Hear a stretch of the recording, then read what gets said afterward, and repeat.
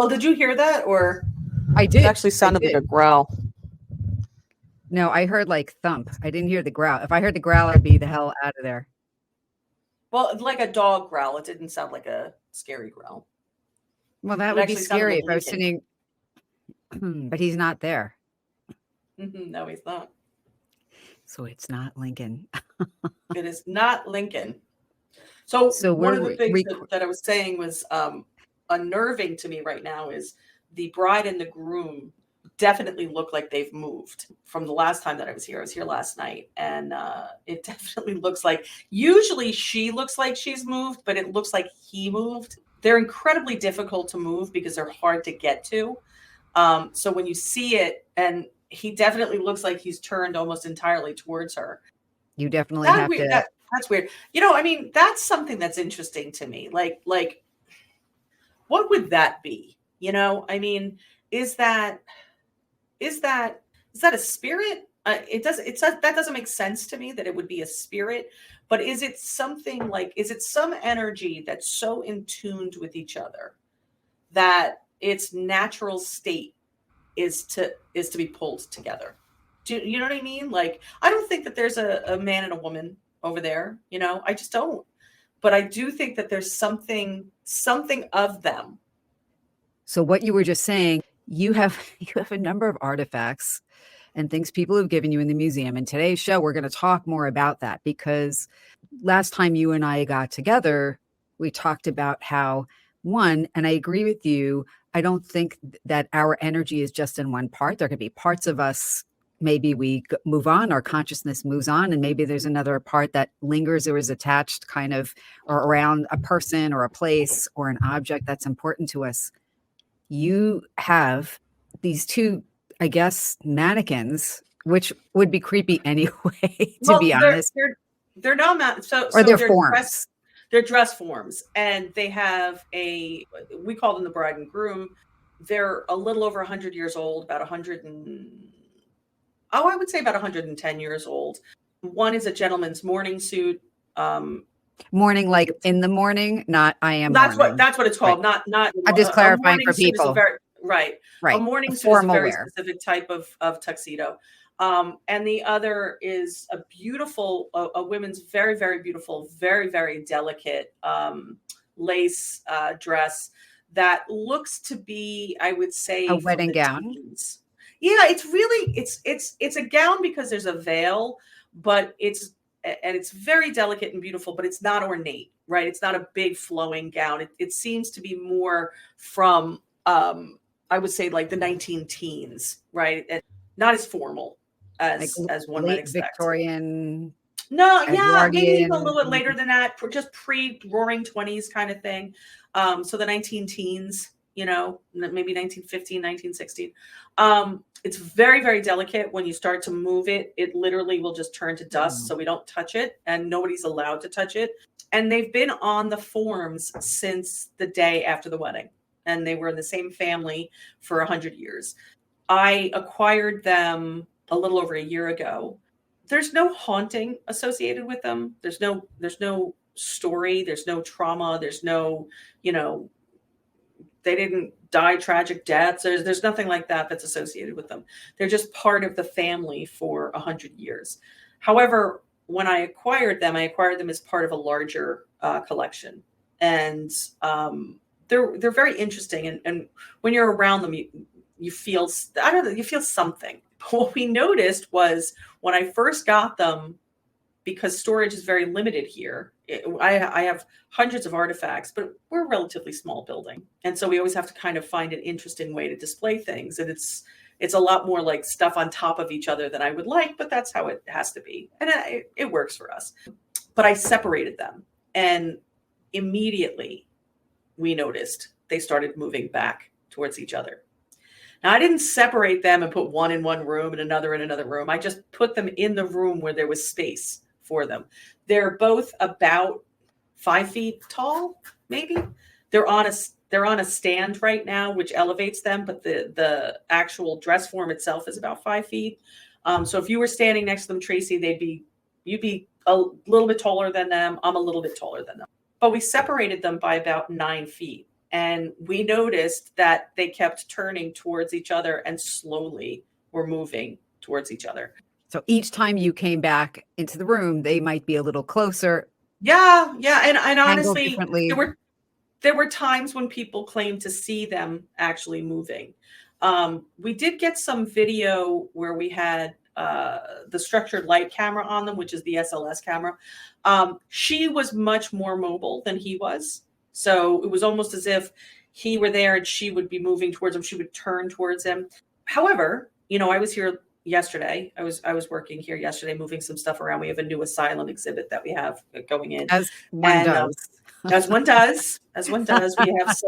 We have some stuff from Paveglia in Italy, and we have a portrait of Peter Bryce, who created the first lunatic asylum in Alabama in 1863 to treat soldiers with PTSD, and it was called the Bryce Sanatorium. Excuse me. And the painting itself has a reputation. It's not a painting, it's a portrait. He's looking at me right now. Has a reputation for being haunted, but we've decided to kind of create an area for it. But I was here yesterday doing it. So I was very aware of the Bride and Groom, and I'm sitting here now looking at it, and he has definitely moved. Now, one of the things that I have my staff do is we have these little blue X's on the floor, and every time they're doing a tour, they're required to take a picture from that X so that we can see day to day whether or not there's been movement. So it's one of the protocols that we have in place to do it, because the movement is very, very small. I of course, did not take one yesterday because I wasn't, I don't listen to my own rules. But as we were sitting here, I did hear some strange sounds, and just sitting in the same place that I was sitting yesterday, it very much looks as if he's turned and moved towards her, which would be what people claim to have experienced. So it would be the first and last time I experienced that, just so you know. I don't need to be with weird things moving around when they shouldn't be. Well, what is it about that scares you? Because we talked about that. Like, is it that the energy is there to enable movement? Like, that is scary, right? That you're talking about something that literally then has the power to manipulate matter. So let me ask you a question. When you watch a horror movie and the people are scared to death and running out, do you think they're stopping to say, well, what is it about this that's no, but I mean, but they're also not doing this professionally, right? So like to me, this is what we're doing it for, right? So 100%. It's unnerving because it's unexpected, but it doesn't frighten me because I don't feel like I think, and maybe this is because I've done this for so long, right? And I think it's because you're you. Because I think 20 years on, I don't think I'd be hanging out with the dead bride. But here's the thing. Here's the thing. I started doing this because I was afraid. I started doing this because I was afraid of everything. And as a kid, I was afraid of every noise. I was afraid of every monster. I was afraid of everything. And I started to realize that if I didn't get a handle on it, it was going to limit me. And so I started putting myself in positions where I'm like, I'm afraid of that. I'm going to figure that out. Right. I'm going to put it in a place where it's around me all the time. Well, like a whole bunch of other scary stuff. Well, I'm going to address it, right? I'm going to address it because I was literally afraid. I couldn't sleep. As a kid, I was afraid of everything. And I'm not anymore. And the reason that I'm not anymore is because even when there is phenomena, I realize that there are limitations to it, right? I realize that there are boundaries. And I also realize that just because I'm afraid of the dog doesn't mean the dog was going to bite me, right? So very true. I don't think the activity's intention is to cause me fear. I think the activity, in other words, if these two items are moving towards each other, I don't think they're doing it for me at all. I think it's because they have a magnetic attraction to each other that is separate entirely from the observer, which is interesting because I'm always bringing the observer into things, right? But all of this stuff happens, generally speaking, when we're not here observing it. We do have a lot of artifacts here that I think go quiet. At the Paranormal Museum in Asbury Park, New Jersey.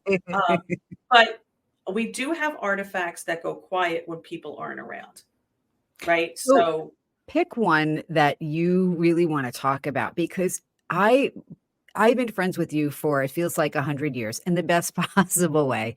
And I don't know about most of the artifacts. yeah.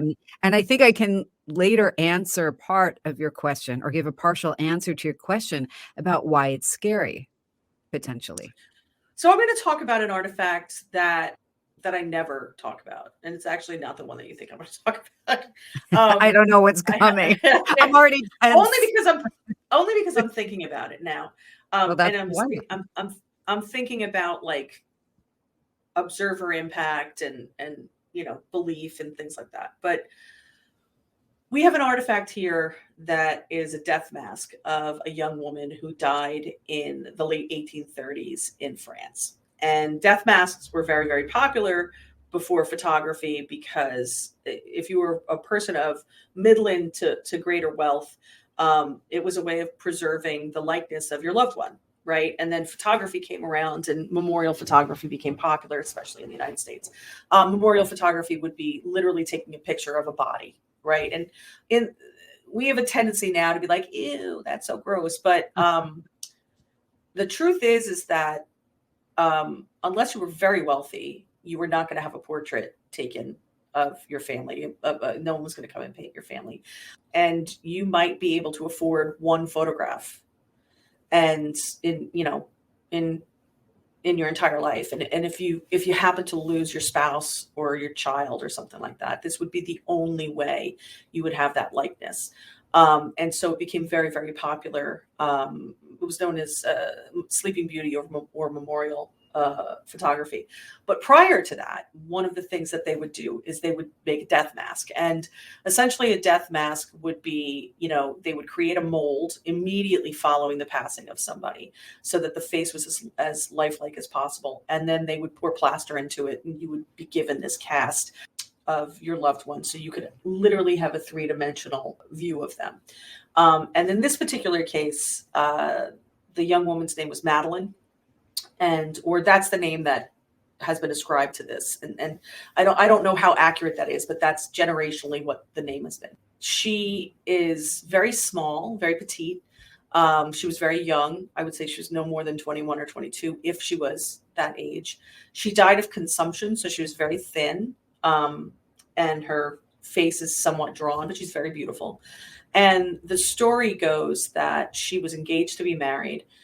Her fiance adored her, and after she passed away, he had this death mask of her, and he grieved with it, and he mourned with it, and he would speak to it, and as if she was there. And this went on for months, if not years, and ultimately he ended up meeting somebody else, overcoming his grief and marrying someone. But Madeleine had become attached to the death mask and had stayed with him through his grief, and had essentially created a new life for herself as his companion, with the mask being her anchor to Can I just this world. say, isn't it remarkable that a man who has this kind of thing going on could still find somebody? I always find that Well, remarkable. I wonder if though, I think his grief was probably profound for a period of time, and then wasn't. I don't think he begged. I think about that a lot. I I have a mean, I'm lot just of saying, people I that don't come know to if me. he brought the mask with him and his new wife had to be like, all right, No, I it's don't think you're so. the No, mask. I Okay, don't. that's I don't kind of think what so. I Although thought you were talking no. In about. fact, I think that's why the haunting started, was because he essentially packed her away, right? Without the belief or the understanding or the the knowledge that a spirit had actually attached to it. So there's a lot that goes into that, right? And I have a lot of people that come into paranormal. A lot of people come into paranormal because of grief, right? They come into the shop because of grief, and they come into the subject matter because of grief, right? So generally speaking, a lot of times what you have to say to somebody when they're so grief stricken is, your grief can actually stop your loved one from elevating, from moving on. And whether that's true or not, when grief is so debilitating. No, I think it actually is true. No, I do too, but to the greater, to everybody else out there, you don't have to believe this. No. You don't have to believe this. In my experience, I believe that it's true, right? This, however, is like case in point, right? Where his grief was so great and his love was so great, and he was probably 22 or 23 himself, and he probably poured all of his love and all of his grief and all of his loss into this object that looked like her. And please come back to me. Please don't leave me. I miss you. I miss you. And that spirit, that person who probably was cognizant that she was going to die, she had consumption, she was probably aware of it, saw an opportunity to stay in some way. And then, as he moved on, she had lost her opportunity to move on without assistance. Right. So we have this artifact here. I actually have it on display by the bride and the groom, and it was there before they were. Now, the interesting thing is we have two women in white we have two items that are associated with the women in white. Madeleine is a woman in white, meaning that when people see her, they see her as a small, petite female, very, very pale, in like wispy, kind of traditionally ghostly kind of phenomena. She looks like a traditional ghost. She's a woman in white. And then we also have and folklore has very specific ways that people become specific types of spirits or types of phenomena. And we also have a woman who has passed away during childbirth. We have her gravestone here. She's also a woman in white. Now, the interesting thing is around Madeleine, we get EVPs speaking French. Now, that is interesting. And that is, I would say, evidentiary, right? I would look at that and say, Madeleine's from France. We also have a murder weapon, though, from a murder that took place in the 1880s. Unrelated to Madeleine. Unrelated to Madeleine. The murderer was actually a Frenchman. And so we don't know we don't know where the French is coming from. And the presumption is that it's coming from one of these two artifacts. But in speaking of the Madeleine's artifact, I find it very poignant. There are a lot of people who are like, well, why don't you try to move her on? Or why don't you try to do, I prefer to think of our place as a home for wayward ghosts, where you're welcome to come and you're welcome to stay. And any kind of assistance that we can give, we give, and I do from time to time feel something around that mask that I don't always feel. And because I don't always feel it, it's much more compelling when I do. I would love you to put a camera on it. Just I have cameras on like it. a week. Oh, you do? Okay. Yeah, I have cameras on everything in here. But visual phenomena doesn't generally happen. I mean, it's very, very rare to have visual phenomena. Audio phenomena is a little bit more, but the most commonly reported is a sense of presence. And I also think that a lot of people, people have feelings and they just get a vibe. They'll have an emotional reaction to something and not know. The interesting thing about Madeleine, though, is people have a emotional reaction to her when they can't see her. They don't even know that she's in there, and then because she's in a casket, and you don't know that there's anything in there until we open it up, and people they'll have a very similar kind of melancholia, where there's this sadness, and it's not grief, but kind of just a moved. Really and moved. Lamentation. Yeah, there's like a lamentation, not an unhappiness, but a kind of a lingering sadness. And then when you open it up, they're not surprised. And I will say it's unnerving to see it because she's very lifelike. And now the mask has patina to it. That's interesting. That gives it a lifelikeness to it. I have other death masks here as well, but that's the one that's the most compelling. And I'm not really sure why I chose to talk about it today. I think it's because we were talking about spirits choosing to linger and then kind of maybe losing the opportunity. You know what I mean? Or the easiness to move on. So I have a few questions and thoughts for you, Kathy, as I'm sure many people would. One, I just want you to know that you're my only friend to ever say we have several death masks here. You're truly an N of Yeah. one. But I'm wondering, because we've talked about this before, is it the residue? Is it her essence that's there?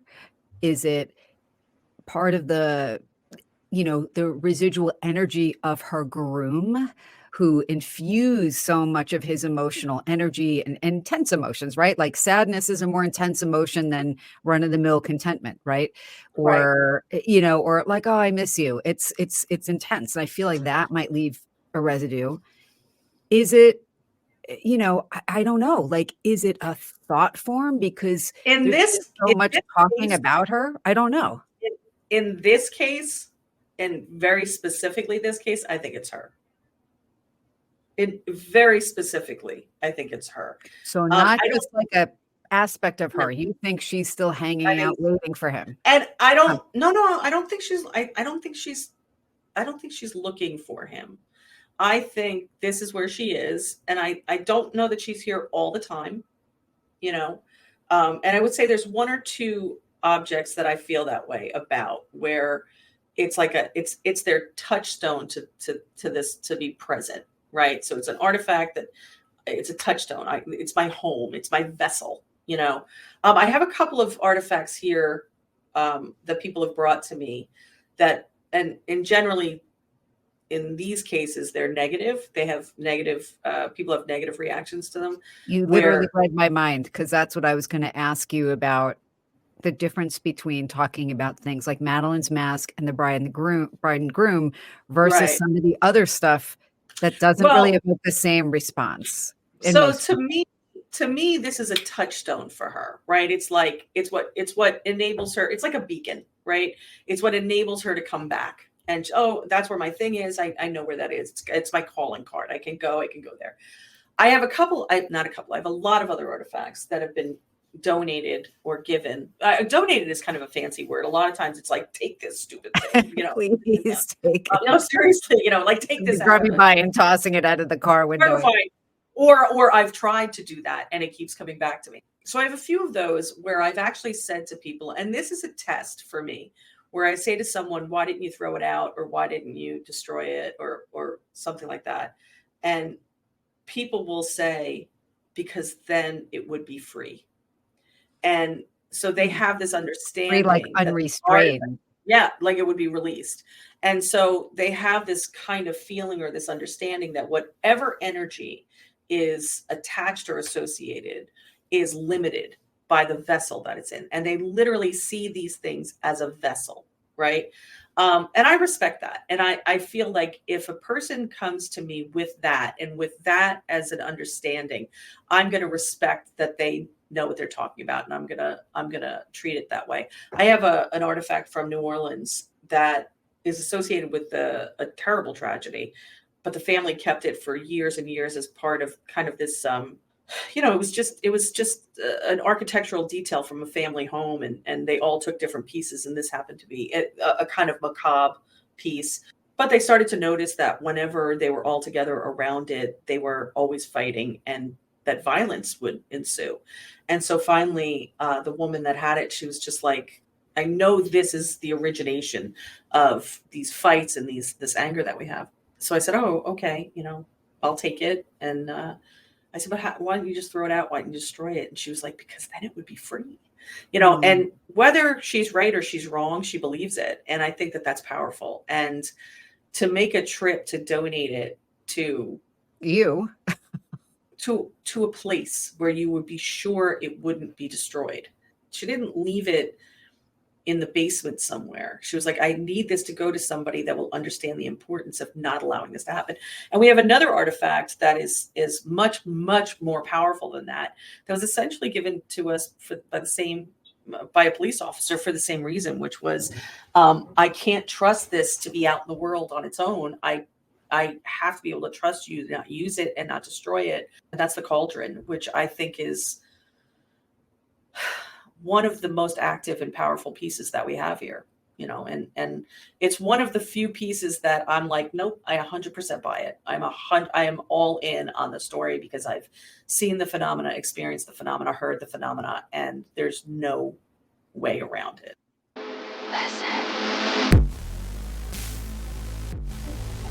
This is the Paranormal Museum, located at 621 Cookman Avenue in Asbury Park's historic downtown district.